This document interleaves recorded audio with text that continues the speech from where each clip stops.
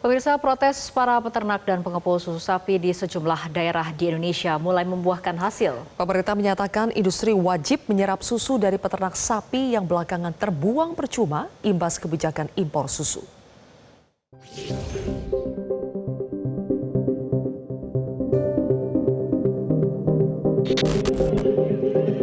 Mandi susu ini bukan bertujuan untuk kesehatan kulit.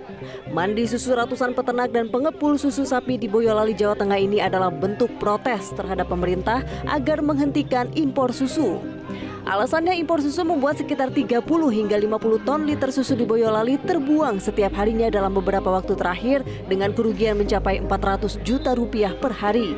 Selain mandi susu, protes juga dilakukan dengan membagikan susu gratis bagi masyarakat. Per hari di Boyolali itu ada sisa kuota itu 30 ton per hari. Dan memang yang kita buang ini adalah susu stok kemarin, artinya yang memang bukan fresh hari ini yang masuk, karena susu yang masuk kemarin ada sisa kuota stok, akhirnya kita buang hari ini. Protes juga dilakukan di Pasuruan, Jawa Timur. Para peternak dan pengepul susu sapi nekat membuang susu sapi perah segar hasil panen karena pembatasan kuota oleh perusahaan, sementara harga susu tidak ada kenaikan sama sekali. Padahal kualitas susu sapi dari peternak lokal dinilai tidak kalah dengan susu sapi impor.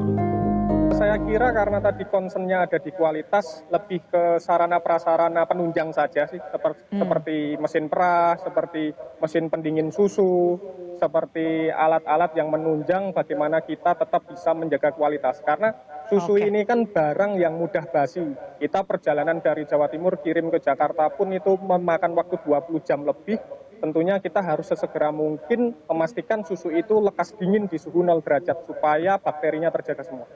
Intinya sarprasnya saja ditingkatkan saja, sarana prasarana penunjang pendinginan susu. Sebetulnya standar susu yang kita kirimkan sudah jauh di atas standar nasional Indonesia ya.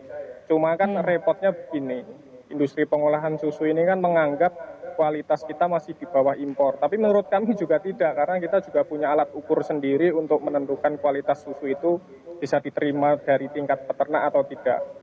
Jika industri berdalih soal kualitas susu, maka industri harus mendampingi para peternak.